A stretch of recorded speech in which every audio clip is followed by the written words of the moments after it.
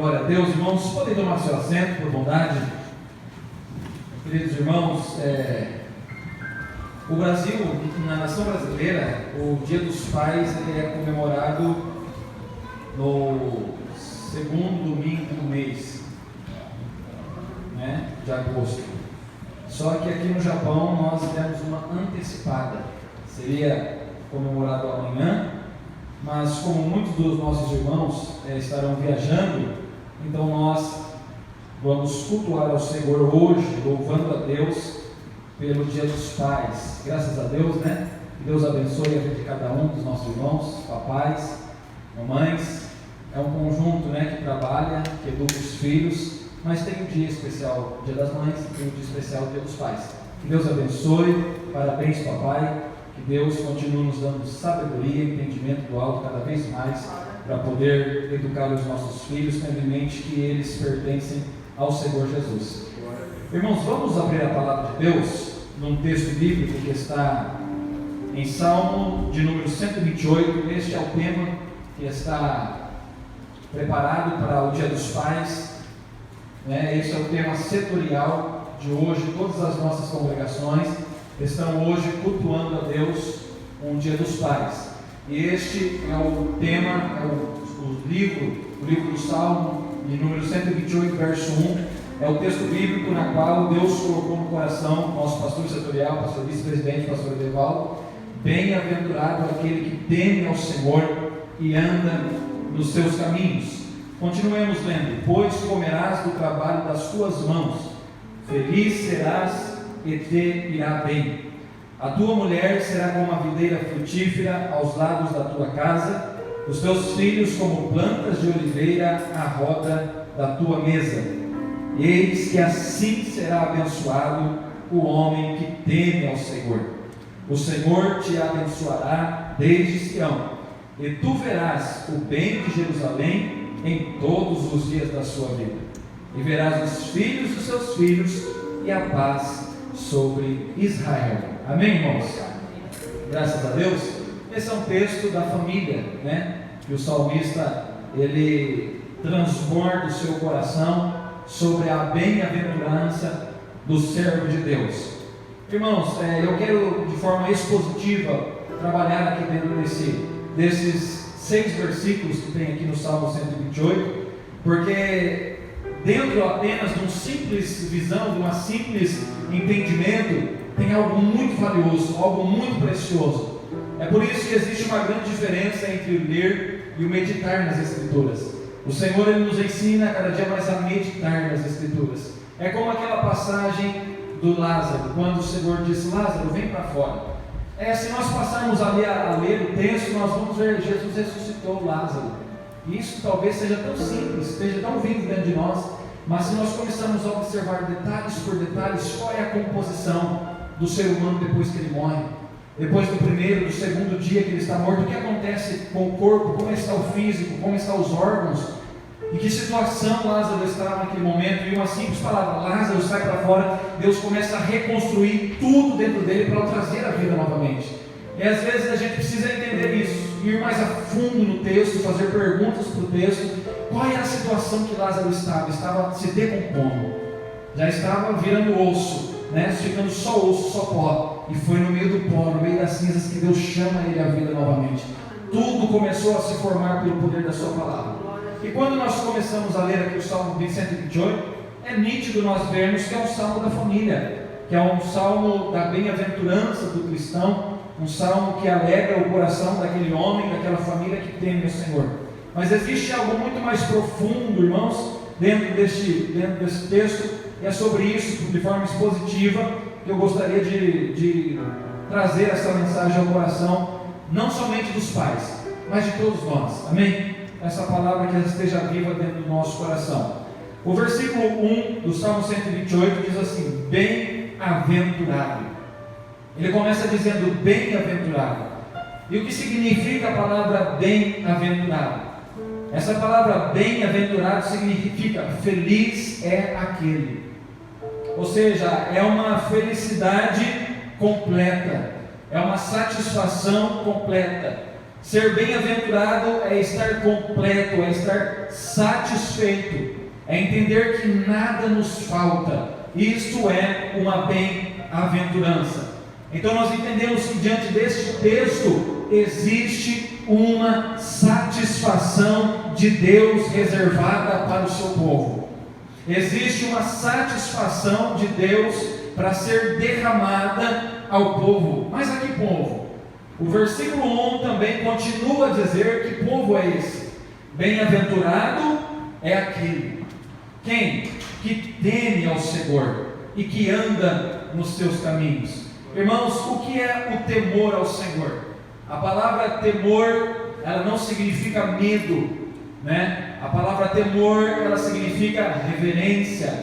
A palavra temor significa obediência, significa submissão e acompanhada também da adoração ao Senhor. Isso é temor ao Senhor. E nós vemos que o sábio lá em Provérbios, no capítulo 9, no versículo 10, ele vai dizer que o princípio da sabedoria é o temor ao Senhor. Provérbios capítulo 9, versículo 10. O temor ao Senhor é o princípio de toda a sabedoria. Irmãos, e hoje, como sempre, precisamos da sabedoria para ensinar e para disciplinar os nossos filhos. Não é verdade? Precisamos pedir muita sabedoria ao Senhor. Quem já pediu sabedoria ao Senhor para educar os filhos? Acredito que todos nós pedimos, né? Em todas as nossas orações, para que Deus nos conceda sabedoria. Porque as crianças, elas nascem, mas não permanecem bebês. Elas começam a crescer e vai chegando aquela fase da vida que vai perguntando: por que, pai? Por que, mãe? Por quê? Por quê? E começa a questionar e querer saber o porquê, né? Por que disso? Por que daquilo? Por que disso? Por que daquilo? E a gente tem que ter muita sabedoria para poder direcionar os nossos filhos a compreender de uma forma correta, mas também não despertar dele algum pensamento que leva ele a outro entendimento. Então precisa, irmãos, de muita sabedoria para educar os nossos filhos. E o sábio, ele disse em Provérbios capítulo 9, versículo 10, o temor ao Senhor. Que temor? Essa reverência, essa obediência, essa submissão a Deus, essa adoração ao Senhor, ela é o princípio, ela é o ponto de partida para uma sabedoria plena, para podermos viver em sabedoria e também educar os nossos filhos no temor de Deus. Irmãos, porque hoje nós vemos que existe um mundo cheio de oportunidades, existe um mundo cheio, um pacote fechado para entregar aos jovens, a entregar aos adolescentes e até mesmo às crianças. O mundo, ele oferece entretenimentos, o mundo, ele oferece jogos, o mundo, ele oferece relacionamentos, o mundo oferece aos nossos pequenos, aos jovens, adolescentes, imoralidade correspondida com prazeres carnais da sua carne. É isso que o mundo tem oferecido. E este mundo, ele anda de mão dadas com o mundanismo silencioso. O que é isso, o mundanismo silencioso? É os nossos filhos, por muitas vezes, diante de alguma oportunidade, estar se envolvendo com isso, com esses entretenimentos mundanos, com esses jogos mundanos, com esses relacionamentos mundanos, e o mundanismo silencioso, silenciando aos pouquinhos, ao pouquinho, de forma que a gente, sem temor a Deus, sem a vida no altar, não conseguimos perceber que os nossos filhos estão sendo levemente influenciados pelo mundanismo, que futuramente, se não abrir os nossos olhos e corrigirmos na presença de Deus, vai nos levar a fora da presença do Senhor. Então é um mundanismo silencioso, afetando de forma silenciosa os princípios bíblicos e os princípios cristãos da palavra de Deus.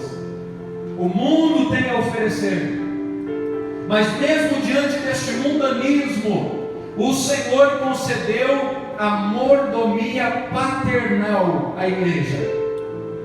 E o que é mordomia paternal? Se você puder abrir comigo a palavra do Senhor, em Lucas no capítulo 16,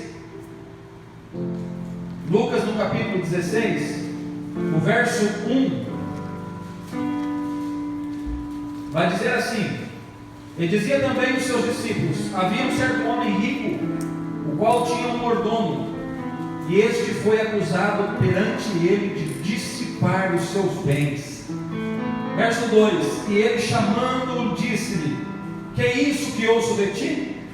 Presta contas da tua mordomia, porque já não poderás ser mais meu mordomo. Irmãos, ser um mordomo é cuidar de algo precioso. Ser mordomo é cuidar de todos os bens do nosso Senhor. Ser mordomo é zelar de tudo aquilo que pertence ao nosso Senhor. E o Senhor deu aos pais a mordomia paternal para cuidar dos filhos que não pertencem aos seus pais. Porque a palavra de Deus diz no Salmo 127, no versículo 3, que os filhos, eles são a herança do Senhor, são como as flechas na mão do valente. Estes são os filhos da nossa mocidade. Ou seja, os filhos, eles não são nossos, foi-nos dado a mordomia, a obrigação de zelar e cuidar para aquilo que pertence ao Senhor. Os nossos filhos não é aquilo que o mundo diz deles, não. Os nossos filhos são a herança do Senhor Jesus. Os nossos filhos são sapeca, são isso, são aquilo, são endemoniados, não, os nossos filhos são uma bênção. Os nossos filhos são a herança riquíssima que pertence ao Senhor. E foi dado à igreja, foi dado ao Pai, a você, papai, esta mordomia, esta obrigação de cuidar do seu filho. Então é uma grande responsabilidade. Embora seja um grande privilégio, também vem acompanhado de uma grande responsabilidade de cuidarmos, de zelarmos das riquezas do Senhor, que são os nossos filhos. Olha, irmãos, esse privilégio acompanhado de responsabilidades está escrito em Provérbios, no capítulo 22, no versículo 6: instrui o menino no caminho em que deve andar. Esta responsabilidade está escrita em Deuteronômio, no capítulo 6, do versículo 4 até o versículo 9, quando o Senhor, ele direciona a palavra dizendo: ouve, ó Israel, só o Senhor é Deus e não há outro além dele. Ele começa a deixar ali os seus preceitos e as suas leis. Depois ele se direciona aos pais dizendo: olha, vocês, quando sentarem à mesa junto com os vossos filhos, falai das riquezas de Deus, falai no dia em que o Senhor tirou o seu povo do Egito, falai aos seus filhos quando o Senhor abriu o mar e eles passaram por pés enxutos no meio do mar. Conta a eles as riquezas do Senhor, conta a eles as bênçãos de Deus, conta a eles os livramentos, as vitórias das pelejas. Discorre a mente dos nossos filhos o quanto Deus tem feito na vida de vocês. Olha, se for difícil isso, escreva nos umbrais das portas, para que quando eles passarem por ali, eles possam ler nos umbrais das portas o que Deus tem feito no meio do povo de Israel. Esta é uma responsabilidade. Nós também vemos exemplos de homens santos de Deus que dobravam os seus joelhos em favor dos seus filhos. Nós lemos no livro de Jó, no capítulo 1, no versículo 5, que Jó se levantava todas as madrugadas para oferecer sacrifícios ao Senhor e orações ao Senhor pela vida dos seus filhos. Se porventura os seus filhos errassem, Jó já estava oferecendo sacrifício, clamando a Deus pela vida deles para que o Senhor os perdoasse. Então, irmãos, entendendo isso, essa responsabilidade, a obrigação, a responsabilidade de educar os nossos filhos no temor do Senhor, ela não cabe à igreja. Ela não cabe à igreja. Nós trazemos os nossos filhos para a igreja e, por exemplo, eu não ensino na minha casa, eu não ensino no meu lar, eu só deixo essa responsabilidade para a igreja. Até porque a igreja tem que cuidar da vida espiritual das pessoas, correto, também concordo. Mas na vida dos filhos, não cai essa responsabilidade sobre o pastor da igreja, sobre o pastor presidente, sobre a igreja, sobre os obreiros. Não. esta responsabilidade, ela foi concedida à mordomia paternal, a mordomia do pai, que está incumbido de educar os seus filhos no temor do Senhor. Então, irmãos, esta dádiva, este presente do Senhor, vem acompanhado de grande responsabilidade. Este é o temor. Este é o temor que o salmista vai dizer. Só que além do temor, ele vai dizer: bem-aventurado é aquele que teme ao Senhor, mas também que anda nos seus caminhos. Andar nos caminhos do Senhor. Foi lido aqui nessa noite pelo pastor Pedro, o Salmo de número 1, verso 1. Bem-aventurado o varão que não anda segundo o conselho dos ímpios, nem se detém no caminho dos pecadores, nem se assenta na roda dos escarnecedores. Antes tem o seu prazer na lei do Senhor, e na sua lei medita de dia e de noite. Por quê? Porque existem caminhos, irmãos, que para o homem parecem ser direito. Existem caminhos na vida das crianças, na vida dos jovens, dos adolescentes, que parecem ser direito. Mas lá em Provérbios diz que esses são caminhos de morte. E já observou que muitas vezes quando os nossos filhos eles chegam naquela fase que querem ser independentes? Chegou já, Cíntia? Chegou, na vida da Manuela já está chegando. Tem hora que eu falo assim: vamos a outro lugar, mas eu não dei a ordem ainda para a gente sair de casa. A hora que eu vou, ela já está lá na rua. Sabe, quer ser independente, ela já queria, Manuela, já saiu, os calções, escutei o barulho da porta e tem que correr atrás dela. Sabe quando elas querem ser independentes? Quando elas começam a querer tomar as suas próprias atitudes, achando que isso está correto, sem buscar orientações. Então existe também isso na vida dos nossos filhos, sabe? Os nossos filhos crescendo, e vai chegar a hora que ele fala assim: poxa, eu acho que eu estou certo, vou fazer isso aqui, eu vou pedir autorização do meu pai. E não sabem eles que esse caminho, embora para eles seja bom, mas são caminhos de morte. São caminhos que vai trazer prejuízos na vida deles. Ló, ele viu, quando Abraão disse: Ló, não tem como caminhar junto mais. Os nossos pastores, olha, os meus pastores brigam com os seus pastores, existe uma grande contenda entre nós. Então faz o seguinte: escolhe um caminho para você seguir, escolhe um lugar para você seguir. E a Bíblia diz que Ló, ele levantou os seus olhos e olhou as campinas de Sodoma. Ou seja, as campinas de Sodoma pareciam boa, uma terra árida, uma terra que à vista deste homem de Deus parecia ser boa. Mas quando ele parte para lá, ele chega num lugar de terrível imoralidade. Ele chega num lugar onde logo essa cidade seria destruída pelo Senhor, pelas suas idolatrias, pelas suas concupiscências e por essa imoralidade sexual. Então existem momentos na vida dos nossos filhos que eles vão querer caminhar. Mas aí entra a palavra do Senhor: bem-aventurado é aquele que teme ao Senhor e que anda nos caminhos do Senhor. Aqueles que andam ao caminhar da palavra de Deus. E quando nós caminhamos na presença de Deus, quando nós caminhamos no temor de Deus, nós entendemos que existe uma satisfação na família. Porque o versículo 1 ele diz: bem-aventurado, ok. Aí vai dizer: aquele que teme, aquele que anda nos caminhos. Mas para eu ser bem-aventurado, eu preciso temer e preciso andar nos caminhos. Ele não diz assim: ó, bem-aventurado é o homem que confia em Deus, atacou o texto. Não, ele diz: bem-aventurado é o homem que teme ao Senhor. Bem-aventurado é o homem que anda nos seus caminhos. Então, para ser bem-aventurado, nós precisamos viver em temor ao Senhor. Recapitulando, o que é o temor? Reverência ao Senhor, obediência à sua palavra, submissão à autoridade e adoração ao Senhor. Quando eu temo ao Senhor e ando nos caminhos do Senhor, existe. Isso significa, irmãos, que o Evangelho ele nunca produz riquezas para o homem. Está errado este pensamento da teologia da prosperidade, que você vai dar e Deus é obrigado a te dar, Deus vai te fazer rico. Você pregar a palavra de Deus e falar: você aceita Jesus, que Jesus vai fazer você o homem mais próspero do mundo. Isso não é verdade. Agora, se você falar para ele que ele vai ser uma pessoa mais bem-aventurada do mundo, eu concordo, mas o mais próspero não. Porque a Bíblia está dizendo: pois comerás do trabalho das tuas mãos. Esta é uma necessidade de cada um, granjear o pão de cada dia.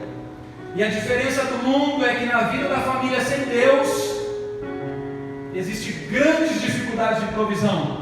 Mas está registrado no Salmo 37, que fui moço, mas hoje sou velho, mas nunca vi um justo desamparado, nem a sua descendência mendigar o pão. Aleluia! Aquele moço foi jovem, irmãos, foi uma criança em toda a sua vida, da sua adolescência até a sua velhice. Ele diz: eu fui moço, hoje sou velho. Passou pela vida inteira, pela todas as fases da vida, dizendo: nunca tenho visto o justo ser desamparado. Porque o Senhor, Ele nos socorre com a sua previsão. O Salmo de número 127, um salmo antes, nós vemos ali: se o Senhor não edificar a casa, não adianta o nosso trabalho.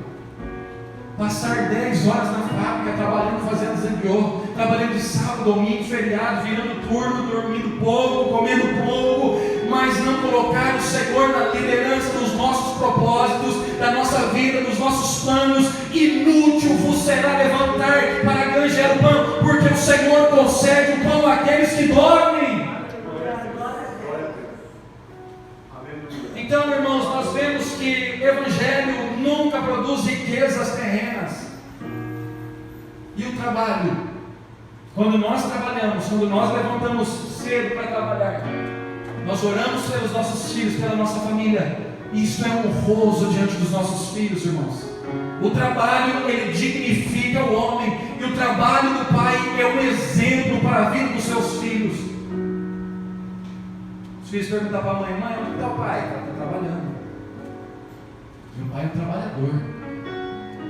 Seu pai trabalha, filho, porque a gente precisa comer, a gente precisa pagar as contas, e o trabalho dignifica o homem.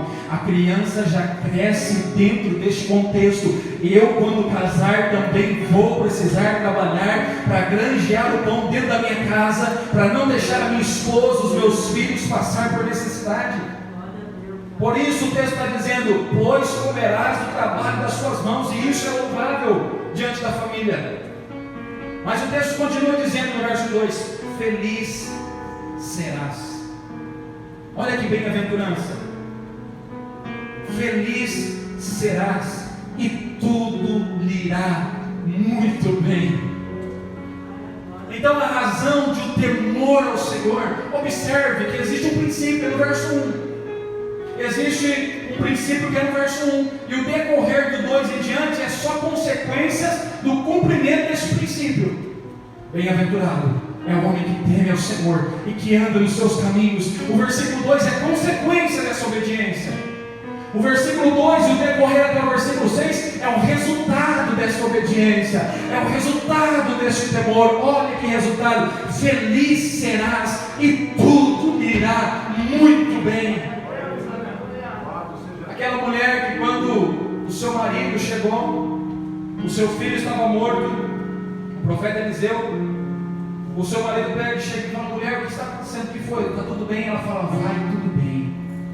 O marido morto, o filho morto, ela fala: vai tudo bem, porque os meus olhos estão fixamente somente no autor e no consumador da minha fé, porque eu sei que aquele que começou a boa obra, ele é fiel para aperfeiçoar até o dia de Cristo. Então, embora as circunstâncias que eu estou vivendo, as lutas que eu estou vivendo, o desânimo não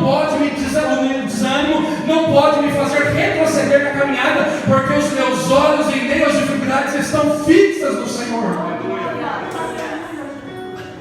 Feliz serás, e tudo lhe irá bem. E o resultado do nosso rosto, olha para o rosto do seu irmão, vê se está com o rosto bonito. Se você estiver com o rosto feio, fala assim: tem alguma coisa acontecendo. Chega com o rosto feio, mascando a língua, alguma coisa está acontecendo aí. Porque a Bíblia diz em Provérbios, capítulo 15, versículo 3: o resultado do nosso rosto é a evidência de como está o nosso coração. Porque a palavra diz que o coração alegre, ele formoseia o rosto. Irmãos, quem somos nós para dizer que somos feios, não é verdade? Quem somos nós? Mas tem gente que é feio por fora e é bonito por dentro. Feio como? Só é bonita, não, mas olha o rosto dela. Você não viu o rosto dela, você está olhando a maquiagem, você está olhando o cabelo, mas olha os olhos dela, olha a palavra que está no lábio dela, olha a vida que ela vive, olha o testemunho de vida. Esta pessoa pessoa é evidência que o coração dela está em paz. Vê se existe murmurações nos lábios dela, vê se existe crítica no lábio dela. Não, essa pessoa é evidente que ela está com o coração muito alegre no Senhor. Então, irmãos, feliz será.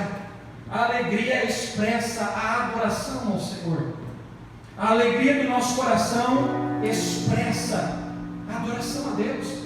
E o apóstolo Paulo ele vai dizer assim, ó, se tem alguém angustiado, o que eles fazem? Orem. Mas se tem alguém alegre, louve ao Senhor. Então, irmãos, a alegria do nosso coração é nós adorarmos ao Senhor em todas as circunstâncias, em todos os momentos. Como está o seu coração nesta noite? Como está o seu coração dentro da sua casa? Como está o seu coração no meio da sua parentela? Se o seu coração estiver em paz, se houver alegria dentro do seu coração, os céus descerão sobre os nossos lares, a nossa casa será a extensão dos céus, porque o nosso coração está alegre, porque o nosso coração está feliz no Senhor. Versículo 3, irmãos. Agora entra aqui na parte das mulheres, porque as mulheres dão glória agora, irmãos.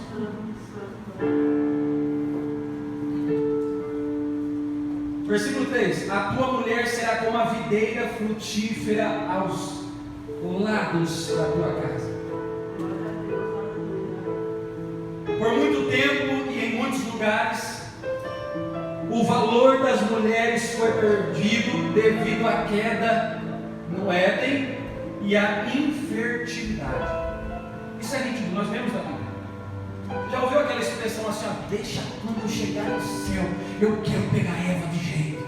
Porque ela, já ouviu essa expressão? Alguém dizer assim, sem sabedoria? Nem sabe se a Eva vai estar lá e nem sabe se vai para o céu, né?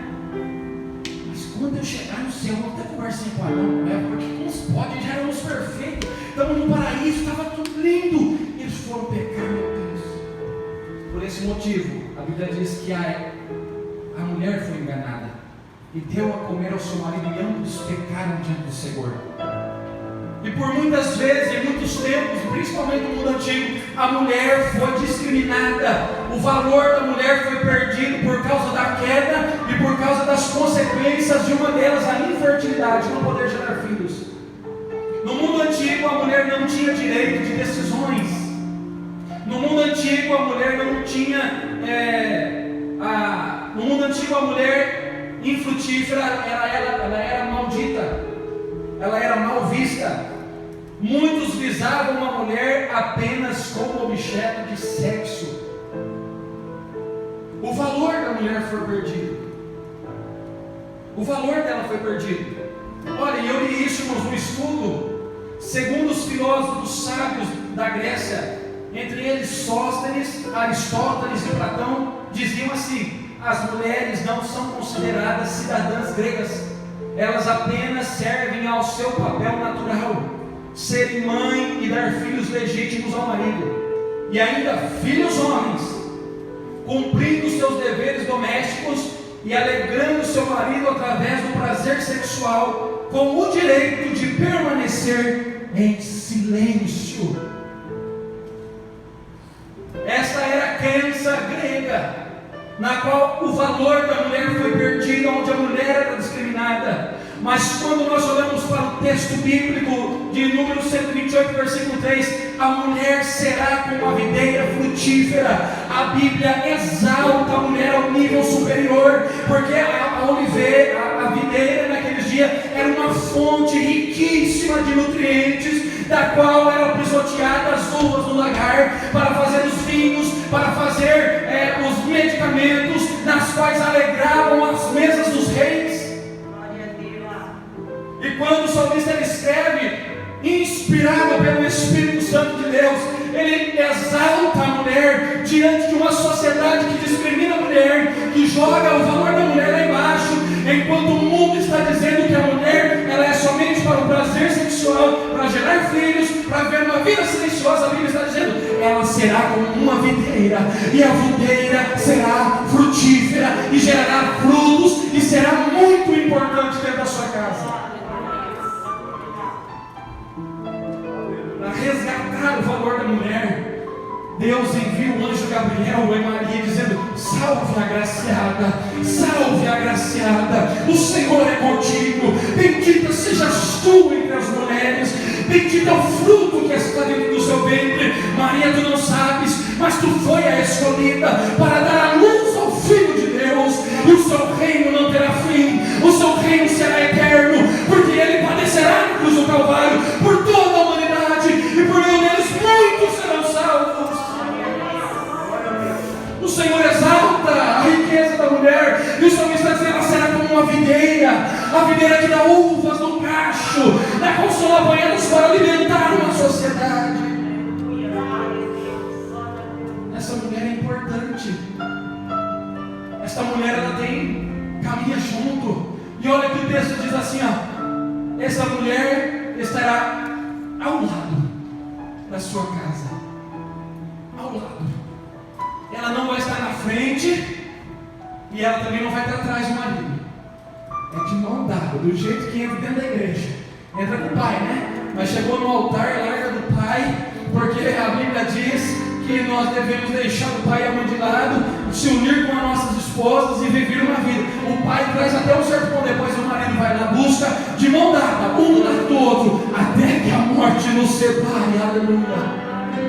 Caminhando do lado. O homem tomando conselhos da mulher, a mulher tomando conselhos dos homens, conversando, dialogando, para que possam viver uma vida exemplar diante dos filhos.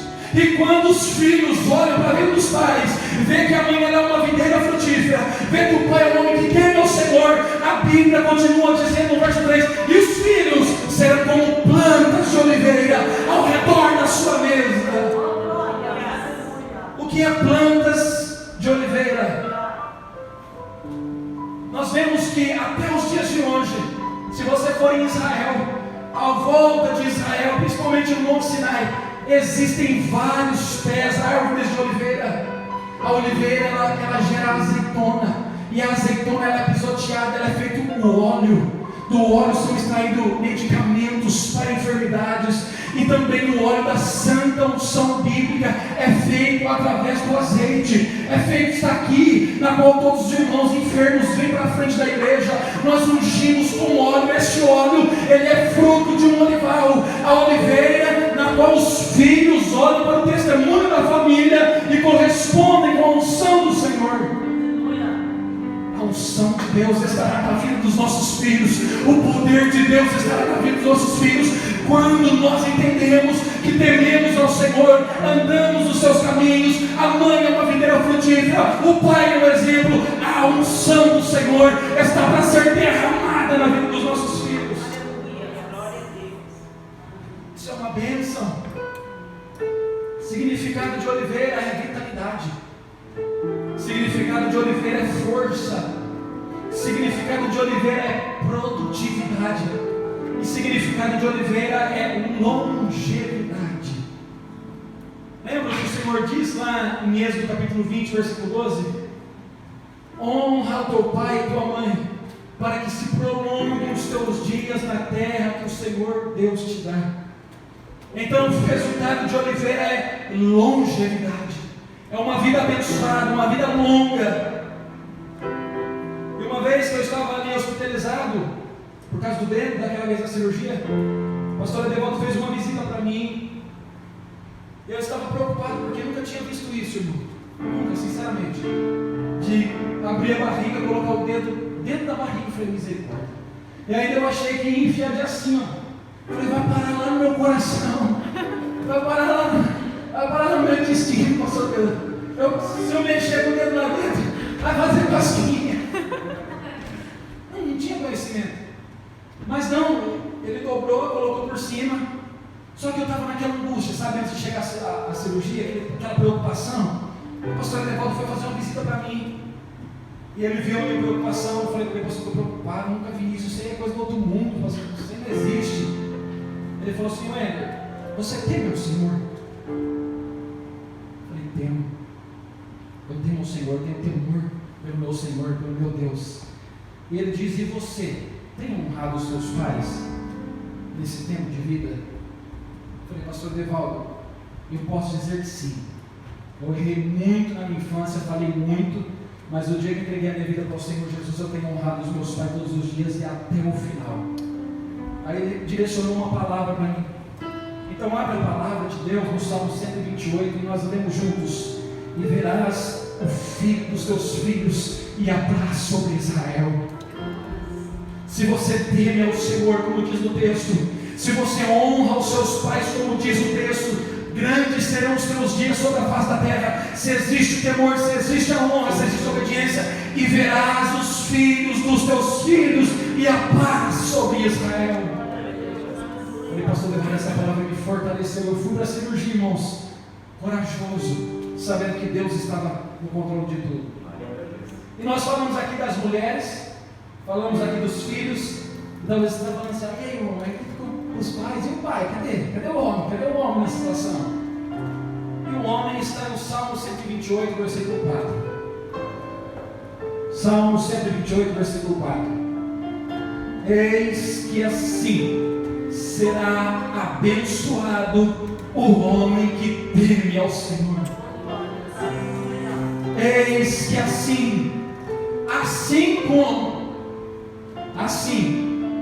mulher frutífera, filhos como plantas de oliveira, temor ao Senhor, andando nos caminhos do Senhor, trabalhando para o sustento da nossa casa, trabalhando em prol do reino de Deus.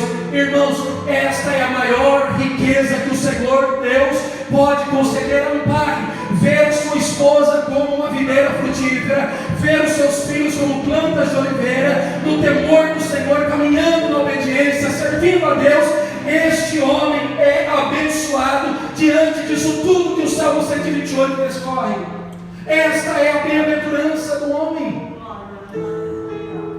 Então, não espere alguma riqueza, não deposite a sua riqueza nos bens materiais, não deposite a sua riqueza no dinheiro, não deposite a sua riqueza nas coisas exteriores, não. Deposita a sua riqueza, irmãos, dentro do seu lar. Deposita a sua riqueza na vida dos seus filhos, na vida da sua esposa, porque o Salmo diz: eis que adorei ao Senhor, para que o nosso lar seja extensão dos céus da nossa família.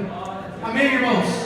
Esta é a palavra que o Senhor Jesus colocou no meu coração. Guarda esse texto do Salmo 128 no seu coração, com riquezas profundas dentro do seu coração, porque tudo isso que está no Salmo 128 é resultado do temor ao Senhor Jesus, é resultado do andar nos caminhos do Senhor Jesus. E irmãos, você tem